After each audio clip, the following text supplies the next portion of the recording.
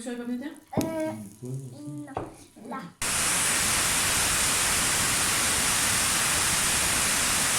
Bonjour à toutes et à tous, j'espère que vous allez bien.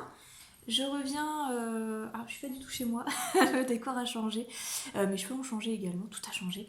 Non, je suis auto-confinée très très loin de tout, j'ai à peine du réseau, mais j'essaierai quand même de mettre la vidéo en ligne si je peux, avant Noël, parce que quand même ce serait dommage. Je suis habillée pour. Je reviens vous parler du projet Java, du coup, parce que ça y est, il est passé, et je l'ai donc fait seule. Écoutez, je pense que c'était la meilleure décision que j'ai prise. Si c'était à refaire, je le referais.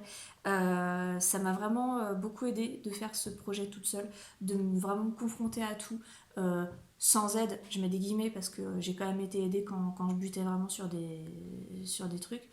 Mais voilà, le fait d'être toute seule dessus, je me suis forcée à aller regarder des forums, à aller regarder dans des livres, à aller regarder dans tout ce que je pouvais trouver comme ressources pour m'aider. Et je me sens maintenant beaucoup plus à l'aise en Java.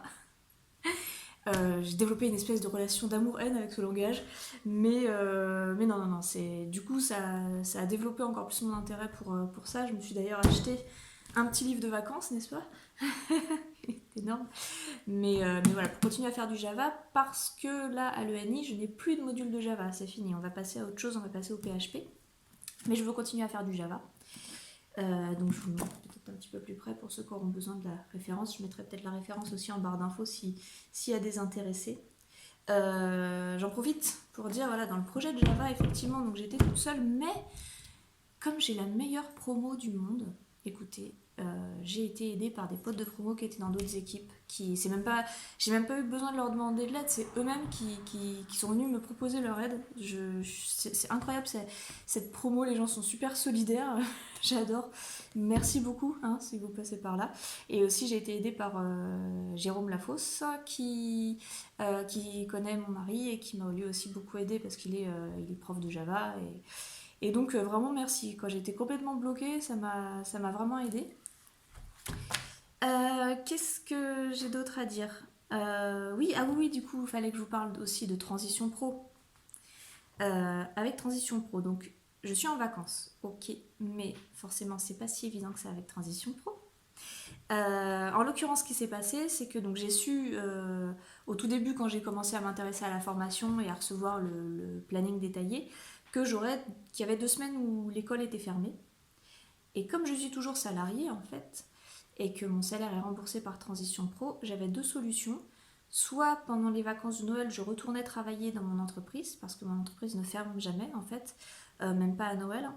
Ou bien je posais, donc très à l'avance, parce que dans mon entreprise c'est très compliqué de poser des congés pour avoir des vacances.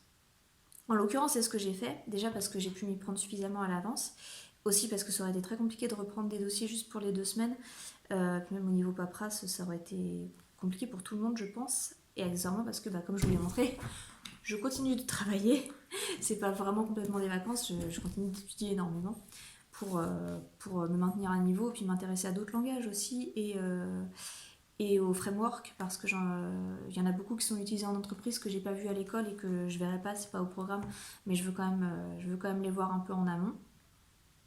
Parce que ce qu'il faut noter, c'est que dans 3 mois, je suis en stage en entreprise. Je sais pas encore où, j'ai commencé à envoyer des candidatures, je sais pas encore où je serai, mais dans l'idéal, d'ailleurs si vous voulez m'embaucher, n'hésitez pas. C'est un stage de 2 mois, mars-avril. Ce sera entre Chartres et Montigny, Guyancourt, Versailles, Rambouillet, tout cet axe-là, jusqu'à la Défense. Voilà, il me faut un stage. Moi, j'aimerais bien faire soit du full stack, soit du back-end, avec de la base de données, tout ça. Donc, n'hésitez pas si vous connaissez quelqu'un qui connaît quelqu'un. J'ai reçu une question, donc il y avait déjà eu les questions sur Transition Pro, ça j'ai répondu. J'ai reçu une question, on m'a demandé est-ce que je recommanderais mon école, donc le ENI Nantes, pour une formation informatique. Alors je vais avoir du mal à vous répondre dans le sens où moi du coup c'est vraiment super particulier dans le sens où la plupart des modules sont réalisés à distance au lieu du présentiel. Donc comme je l'avais expliqué dans les vidéos d'avant, c'est beaucoup plus compliqué, c'est beaucoup plus fastidieux. Faut installer des choses sur nos ordinateurs personnels qui ne sont pas forcément étudiés pour, et tout est un peu plus long. Après, ça fait quand même une très bonne base. On a quand même des formateurs qui répondent à toutes nos questions. On n'est pas du tout lâché dans la nature, hein. On reste quand même.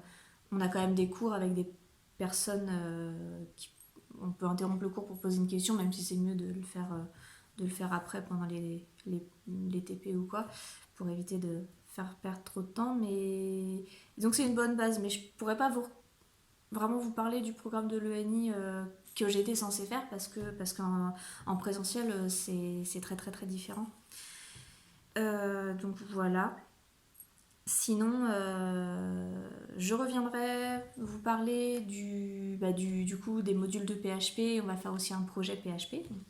Je vous en parlerai aussi pour ceux qui envisagent de faire l'ENI. Et je vous tiendrai aussi au courant de la recherche de stage. Écoutez, je vous souhaite de très bonnes fêtes. À très bientôt, à l'année prochaine. Et salut!